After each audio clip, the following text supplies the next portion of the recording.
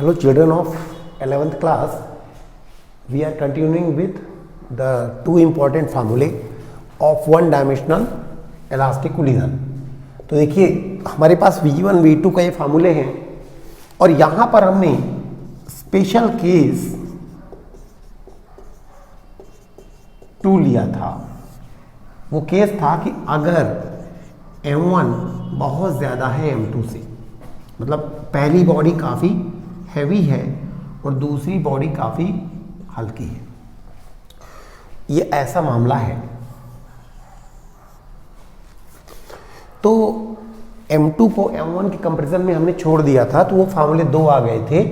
तो उनको हम एक बार फिर से निकाल लेते हैं कि V1 आएगा, M2 बहुत कम है तो छोड़ दीजिए, तो यहाँ से छोड़ देंगे तो आ जाएगा U1 M1, और यहाँ ये M2 बहुत कम है तो ये 0 हो गया, तो ये पूरा 0 हो गया। अपॉन नीचे आ गया M1, क्योंकि M2 0 हो गया तो ये कट गया, तो ये आ गया U1। तो देखिए V1 इक्वल टू U1 आ गया, और वहाँ से आइए देखते हैं V2 कितना आ गया। तो V2 is equal to U2, और M2 तो लगभग 0 हो गया, तो minus M1 plus 2 M1 U1 अपान M1, क्योंकि M2 लगभग 0 कर देते हैं, बहुत कम मान लेते हैं कि ना के बराबर है। तो ये हो जाएगा minus M1 U2 plus 2 M1 U1 अपान M1। तो M1 यहाँ से कॉमन लेके कट जाएगा, तो ये आ जाएगा 2U1 माइनस U2। देखिए M1 कट जाएगा, 2U1 माइनस U2 आ जाएगा। अब स्पेशल केस हमने 2 लिया है, 1 और 2। पहला लिया था M1 इक्वल टू M2 का स्पेशल केस, दूसरा लिया कि M1 बहुत ज़्यादा है। इस स्पेशल केस हम नया स्पेशल केस नहीं ले रहे हैं, इस स्पेशल केस के अंदर हम ले रहे हैं वेरी स्पेशल केस। तो अब हम ले रहे हैं very special case. Very special case is a special case inside the special case 2 के अंदर 2a। ये है कि वेरी स्पेशल केस ये है कि अगर U1 0 है, इसका मतलब क्या हुआ कि M1 बहुत ज्यादा है M2 से, ये तो है ही, साथ ही साथ U1 0 है, यानी पहली बॉडी बहुत हैवी है, ये तो है ही। U1 यानी पहली बॉडी की वेलोसिटी बिफोर कोलिजन 0 है, यानी पहली बॉडी हैवी है और शुरू में रुकी हुई भी थी, तो फिर कोलिजन कैसे हुआ? जरूर वो आके टकराई होगी। तो U1 0, जब U1 0 है, इस बात को अब हम यहां नहीं रखेंगे, क्योंकि ये तो हो ही चुका है कि V1 इतना हो गया, V2 इतना हो गया विद दैट स्पेशल केस। तो अब ये बातें हम यहां और यहां रखेंगे। तो V1 आ जाएगा U1 मतलब 0, और V2 आ जाएगा, क्योंकि U1 0 है यहां पर, तो हम लिख देंगे, तो आ जाएगा माइनस U2। ठीक है, तो अपन इस केस को समझ सकते हैं। देखिए U1 और U2 क्या है? Velocities of bodies before collision.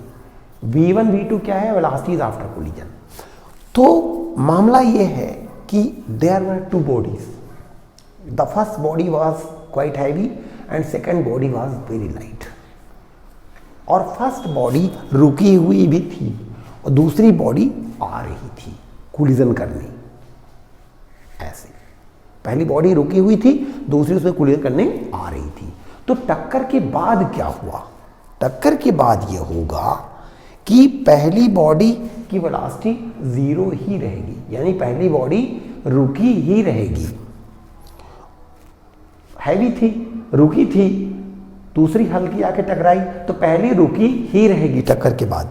और V2 यानी दूसरी बॉडी की velocity equal to minus U2, यानी उसी की वेलोसिटी का माइनस, यानी वो जिस वेलोसिटी से आई है उसकी उल्टी उसी वेलोसिटी से लौट जाएगी। एक एग्जांपल ले सकते हैं, जैसे कि हैवी बॉडी मान लीजिए एक दीवार है काफ़ी हैवी, और हल्की बॉडी ऐसे बॉल है छोटी सी, अब वो टकराती है, तो टकराने के बाद दीवार रुकी थी रुकी रहेगी, और बॉल अगर 10 की वेलोसिटी टकराई तो -10 से लौट जाएगी। ठीक है, क्लियर हो गया। तो इस केस को आपने समझ लिया। तो ये हमने लिया वेरी स्पेशल केस 2A।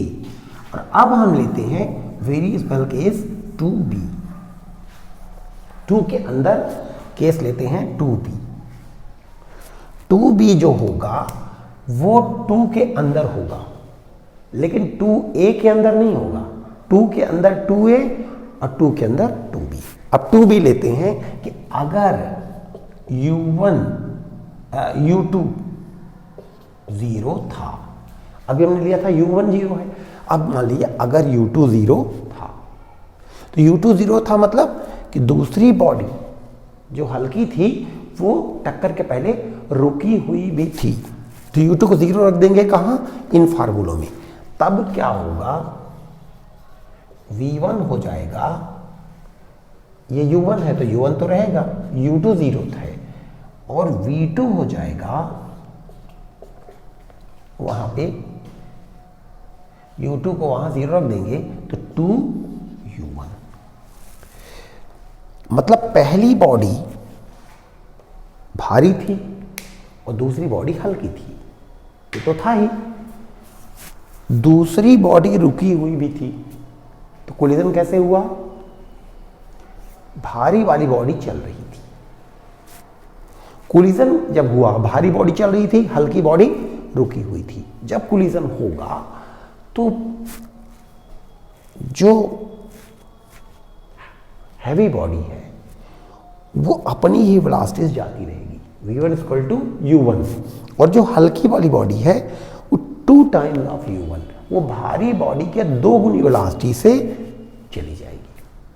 पहले रुकी थी। ठीक है, केस समझ लीजिए। जैसे मान लीजिए एक भारी बॉडी है ट्रेन, और वो आ रही है,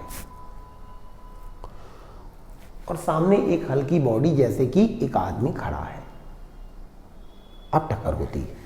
मान लीजिए ट्रेन आ रही है 50 किलोमीटर/आवर से, और आदमी रुका हुआ है। तो टक्कर के बाद ट्रेन 50 से ही चलती ही रहेगी, और वो आदमी ट्रेन की डबल यानी 100 की स्पीड से उसी डायरेक्शन में उड़ जाएगा, 2 गुना। जो पहली बॉडी की वेलोसिटी उसकी डबल से दूसरी बॉडी चली जाएगी। यानी ट्रेन तो अपनी वेलोसिटी से चलती ही रहेगी लगभग, कोई खास अंतर नहीं आएगा, और आदमी ट्रेन की डबल वेलोसिटी से आगे निकल जाएगा। ठीक है, तो ये आपको समझ में आ गया।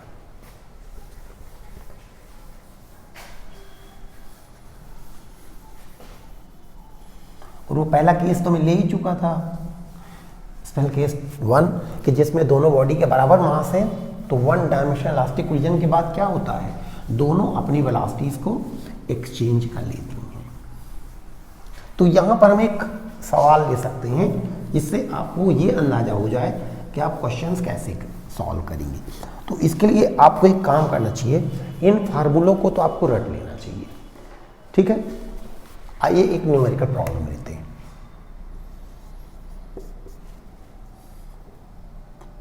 Bodies of 3 kg and 5 kg are running at 2 meters per second and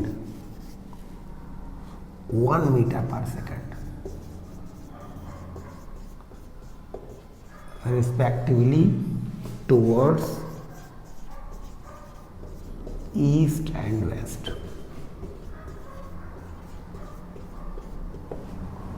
east और वेस्ट की ओर चल रही है।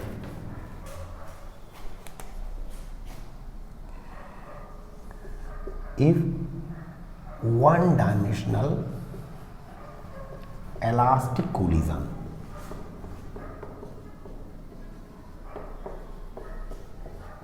occurs between them, उनके बीच अगर 1 डायमेंशनल इलास्टिक कोलिजन होता है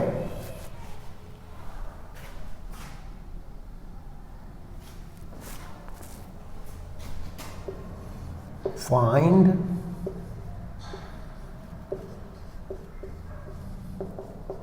velocities आफ्टर कोलिजन।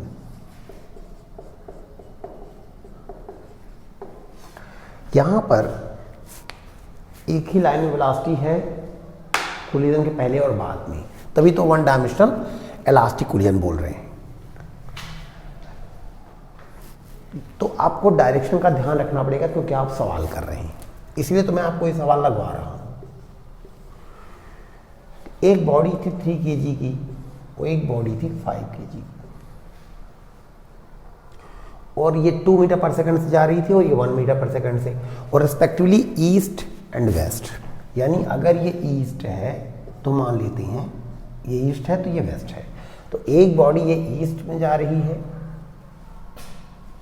और दूसरी वेस्ट में जा रही है, और इनकी वेलोसिटी क्रम से है 2 मीटर पर सेकंड और 1 मीटर पर सेकंड, और टक्कर होती है। अच्छा, इसका मास है 3, इसका 5, ये u1 है और ये u2 है। तो अब चलते हैं सीधे। अब आप ध्यान दें कि m1 u1 इस डायरेक्शन में है, तो अगर हम इसको पॉजिटिव लेते हैं तो फिर इसको हमें नेगेटिव लेना पड़ेगा, तभी तो ऐसा होगा अपोजिट। अब आइए सॉल्व कर लेते हैं। तो v1 आएगा u1 यानी पहली वेलोसिटी 2, ब्रैकेट में m1 माइनस m2, इसका मास माइनस इसका मास, यानी 3 माइनस 5 यानी -2, प्लस 2 m2 मतलब इसका मास 5 इंटू u2 यानी इसके velocity -1 upon m1 plus m2 यानी 3 प्लस 5 8।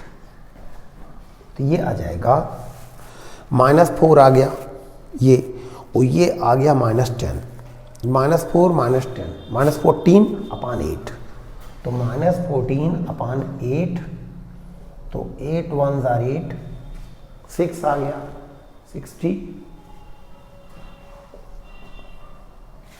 7s are 54 और 5 मीटर पर सेकंड, यानी 1.75 मीटर पर सेकंड माइनस में, क्योंकि हमने वेस्ट को नेगेटिव माना है और ईस्ट को हमने पॉजिटिव माना है, तभी तो हमने ये पॉजिटिव माना, इसको नेगेटिव, यानी ये वेलोसिटी आ गई वेस्ट की ओर। पहली बॉडी की वेलोसिटी टक्कर के बाद हो जाएगी वेस्ट, पहली बॉडी टक्कर के पहले ईस्ट में जा रही थी, टकराने के बाद वेस्ट में हो जाएगी। ठीक है, ये आंसर आ गया पहला। और अब लेते हैं v2, तो v2 निकाल लेते हैं। v2 is equal to u2 मतलब -1 और m2 माइनस m1, 5 माइनस 3 यानी 2, प्लस 2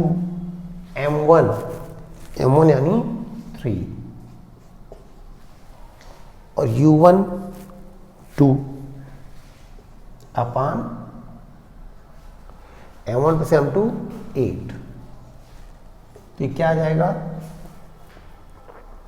ये हो जाएगा -2 और ये हो जाएगा 12, तो 12 -2 यानी 10 अपान 8, 10 अपान 8 का मतलब 1.25 मीटर पर सेकंड प्लस में, यानी ईस्ट की ओर। तो आंसर आ गया कि पहली बॉडी वेस्ट की ओर जाएगी -1.5 से यानी वेस्ट, और दूसरी बॉडी 1.25 से ईस्ट की ओर जाएगी। तो ये आंसर सबने आ गए।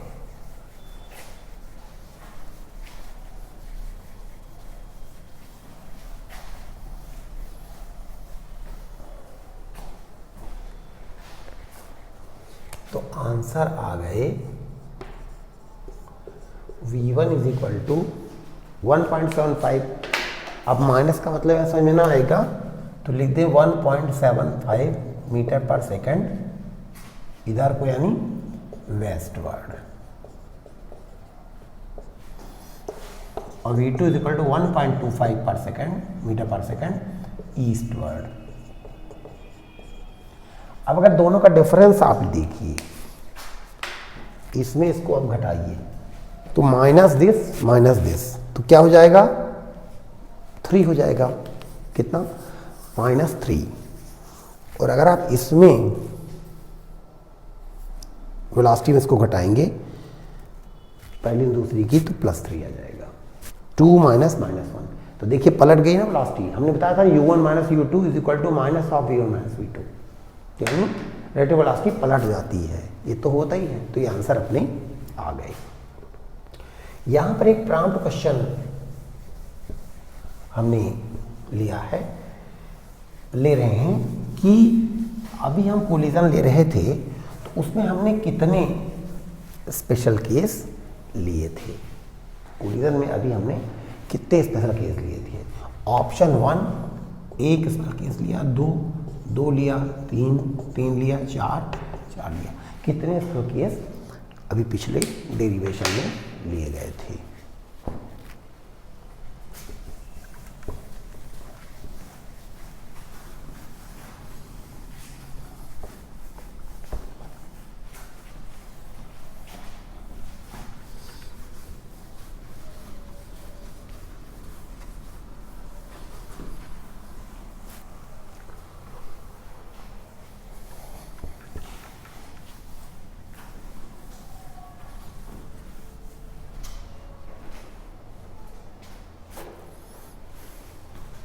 तो यहां पर हम ले सकते हैं, इसके बाद कोलिजन के अगले केसेस।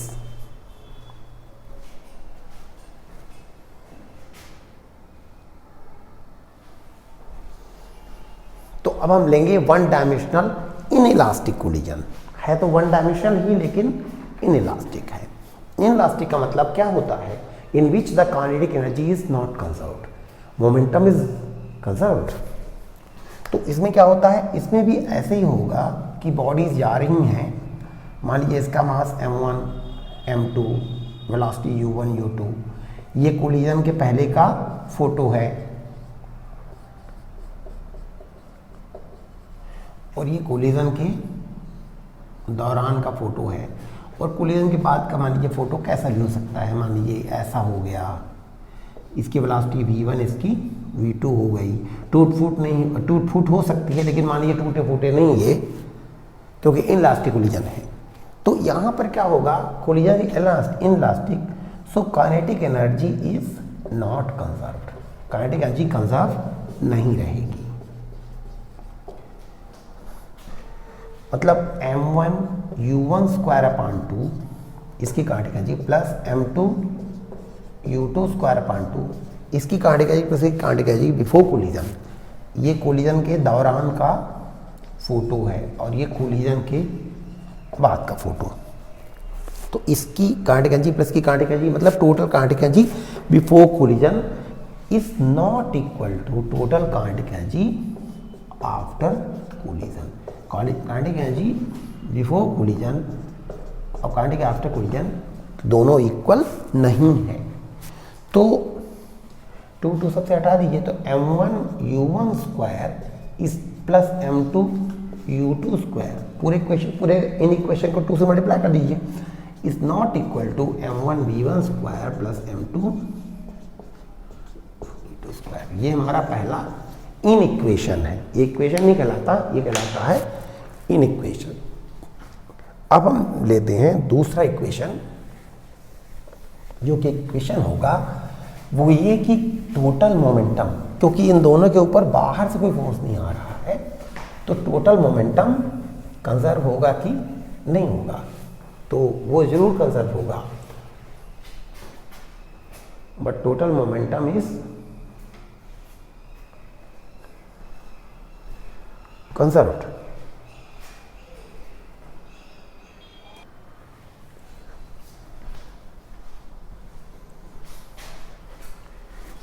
तो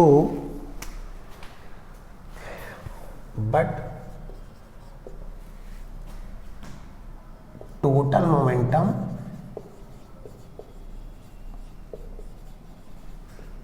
इज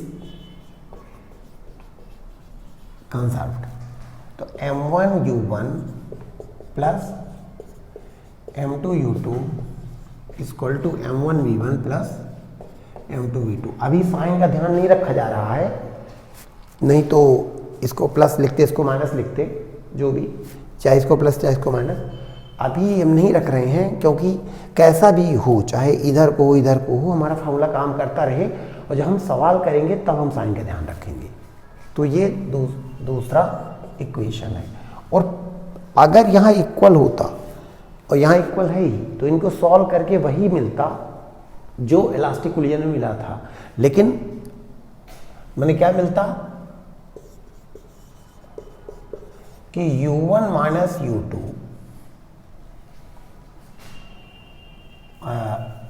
कि V1 माइनस V2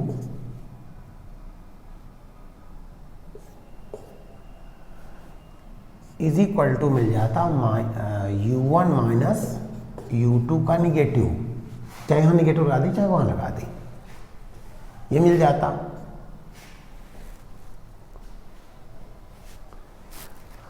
ठीक है, अगर यहाँ इक्वल होता तो ये मिल जाता, लेकिन यहाँ इक्वल नहीं है तो ये इक्वल नहीं होगा। ठीक है, बात समझ आ रही कि नहीं आ रही?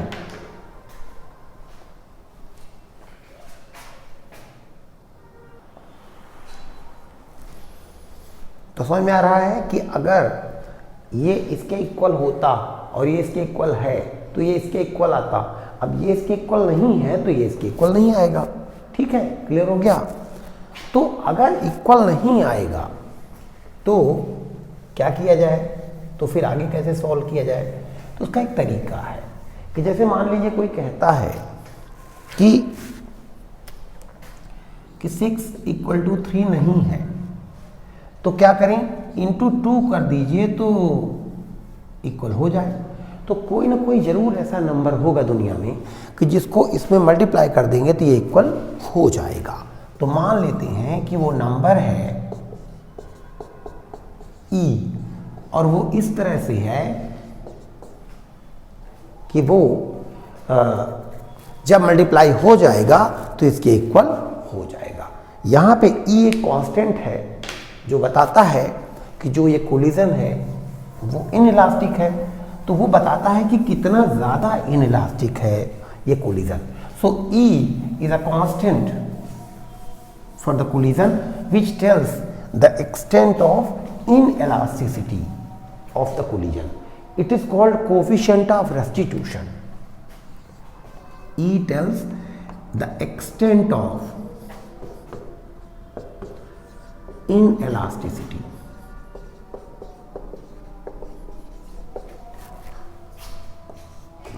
E is called coefficient of, E का नाम रखा गया है रेस्टिट्यूशन, और ये बताता है कि कोलिजन कितना ज़्यादा इलास्टिक है कि इनइलास्टिक है।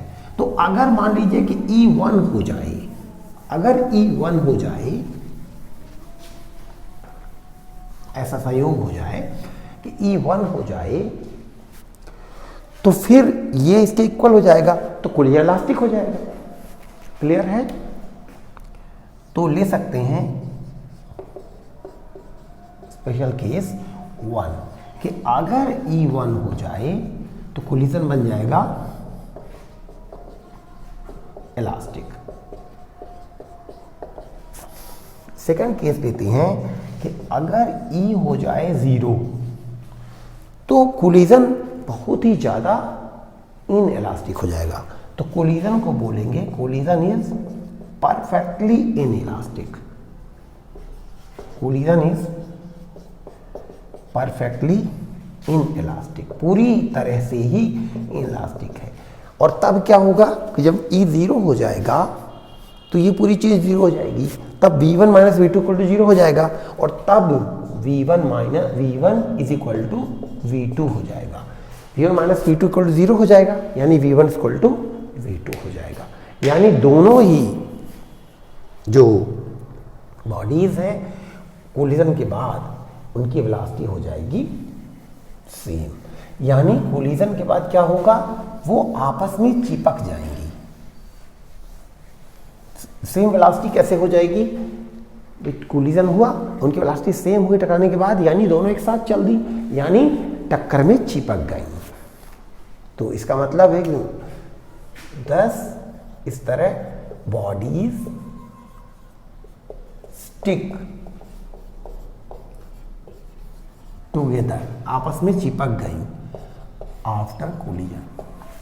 जो परफेक्टली इनलास्टिक कोलिजन होगा उसमें दो बॉडी आपस में चिपक जाएंगी। जैसे कोई बच्चा जा रहा है, कोई जानवर जा रहा है और आपने चिंगम खा करके उसके ऊपर फेंक दिया तो चिपक गया, अब वो चिपका हो जा रहा है, तो ये परफेक्टली इनइलास्टिक कोलिजन हो जाता है जिसमें कि बॉडीज आपस में चिपक जाती हैं। तो ये भी एक इक्वेशन बन गया 3। तो अब आप इक्वेशन 2 और 3 दोनों को सॉल्व करके v1 और v2 की वैल्यू निकाल लीजिएगा। ये आपका होमवर्क है कि ये इक्वेशन 3 और इक्वेशन 2 क्या है, m1u1 plus m2u2 is equal to m1v1 plus m2v2। तो उसको और इसको दोनों को मिला के अब आप ना साइमल्टेनियस इक्वेशन की थ्योरी लगा लीजिएगा, चाहे सब्स्टिट्यूशन चाहे एलिमिनेशन। और m1u1 प्लस मिट गया इसलिए लिखे दे रहा हूँ, m2u2 equal to m1v1 plus m2v2 equation 2 है। तो from 3 and 2 find values of v1 and v2, यही आपका होमवर्क है। ठीक है, तो ये होमवर्क आपका रहेगा, तो इसको आप करके बताइएगा। तो अब यहाँ पर ले लेते हैं कि 2 डायमेंशनल इलास्टिक कोलिजन, 1 डायमेंशनल हो गया है और अब लेते हैं 2 डायमेंशनल इलास्टिक कोलिजन।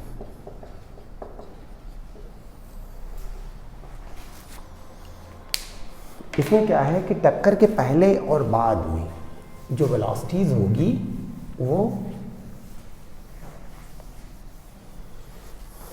वो एक लाइन में नहीं होंगी। लाइन में होती तो वो 1 डायमेंशनल हो जाता, तो रहेंगी इलास्टिक, मतलब टोटल काइनेटिक एनर्जी कंजर्व। लेकिन क्या होगा, वो एक लाइन में नहीं रहेंगी, वो लेकिन एक प्लेन में रहेंगी। यानी हो सकता है कि ऐसे एक प्लेन में रहेंगी, मतलब ऐसे ऊपर नहीं जाएगा।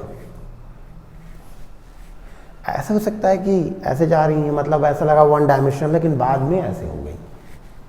तो अगर कोलिजन के पहले वेलोसिटी एक लाइन में भी है, लेकिन बाद में अगर अलग अलग डायरेक्शन हो गई लेकिन रही उसी प्लेन में, तो भी ये 2 डायमेंशनल है। क्योंकि 1 डायमेंशनल तब है जब कोलिजन के पहले और बाद में पूरे लगातार वेलोसिटी एक लाइन में हो। तो कोलिजन 2 डायमेंशनल अगर है तो उसका डायग्राम मैं यहाँ बना देता हूँ कि जैसे मान लीजिए 2 बॉडी से जा रही थी, लेकिन टकराने के बाद क्या हुआ कि एक यहाँ चली गई और एक यहाँ चली। ये टक्कर के पहले और ये बाद की फोटोग्राफ। तो इनके मासेस है m1 m2, वेलोसिटीज है u1 u2 और ये m1 v1 m2 v2। तो यहाँ अगर इस लाइन को अपन मान लिया x एक्सिस, तो ये एंगल मान लीजिए θ1 है और ये θ2। तो ये कोलिजन इलास्टिक है। तो यहाँ पर भी इक्वेशंस बन सकते हैं।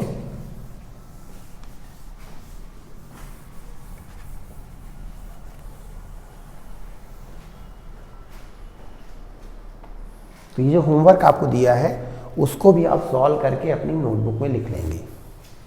तो यहाँ पर क्या है, काइनेटिक एनर्जी कंजर्व्ड। तो m1 u1 square upon 2 plus m2 u2 square upon 2 is equal to m1 v1 square upon 2 plus m2 v2 square upon 2। ये हमारा पहला इक्वेशन हो गया। 2 से मल्टीप्लाई करिए तो और सिंपल हो जाएगा। फिर मोमेंटम इज कंजर्व्ड। तो मोमेंटम क्या है कि है वेक्टर, तो मोमेंटम इज कंजर्व्ड तो इसका मतलब total momentum before collision is equal to total momentum after collision. तो बिफोर कोलिजन टोटल मोमेंटम मतलब ये मोमेंटम में मोमेंटम ऐड कर दीजिए, m1 u1 इस डायरेक्शन, m2 u2, लेकिन m1 v1 इस डायरेक्शन, m2 v2 इस डायरेक्शन। तो यहाँ पे ऐड करने में आपको वेक्टर एडिशन का लॉ लगाना पड़ेगा। यह एक तरीका है, आप चाहें तो रेजोल्यूशन से काम कर लें। तो v1 वेलोसिटी के दो हिस्से कर दीजिए, v1 cos θ1 और v1 sin θ1। v2 के दो कंपोनेंट कर दीजिए, v2 cos θ2 और इधर आ रहा है v2 sin θ2। तो अब आप कह सकते हैं एक एक डायरेक्शन में ले सकते हैं। वास्तव में आप इसको मान लीजिए x एक्सिस, इसको मान लीजिए y एक्सिस। तो you can say momentum is conserved. तो पहला इक्वेशन बन जाएगा कि पहला तो हो ही गया, दूसरा बन जाएगा momentum is conserved along x axis, और फिर तीसरा बन जाएगा momentum is conserved along y axis. तो उसमें आपको एडिशन नहीं करना पड़ेगा। तो momentum is conserved along x axis. तो x एक्सिस के अलोंग ये पूरा मोमेंटम है, तो m1 u1 plus m2 u2, चूंकि एक ही डायरेक्शन में है तो ऐड हो जाएगा। और इसका मोमेंटम x डायरेक्शन में, मतलब m1 v1 cos θ1 plus m2 v2 cos θ2, ये हमारा सेकंड इक्वेशन है। इसी प्रकार मोमेंटम इज कंजर्व्ड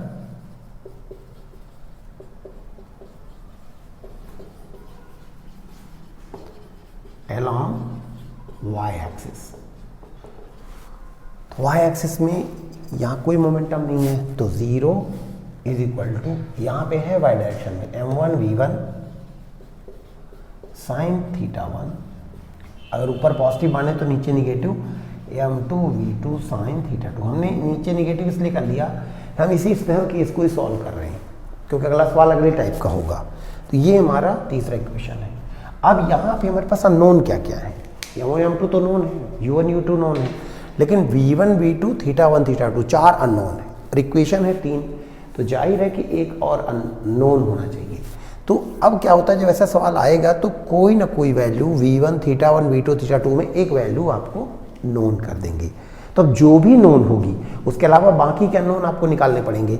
इसलिए इन तीनों को सॉल्व करके मैं v1 v2 θ1 θ2 नहीं निकाल रहा हूँ, क्योंकि सवाल जब आएगा तो पता नहीं कौन एक नोन कर देते हैं।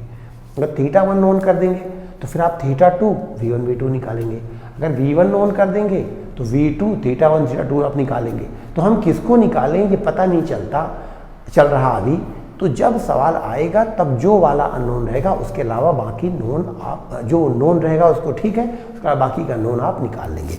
तो हम ये कह सकते हैं कि on solving equations 1, 2 and 3 we can find the unknown quantities.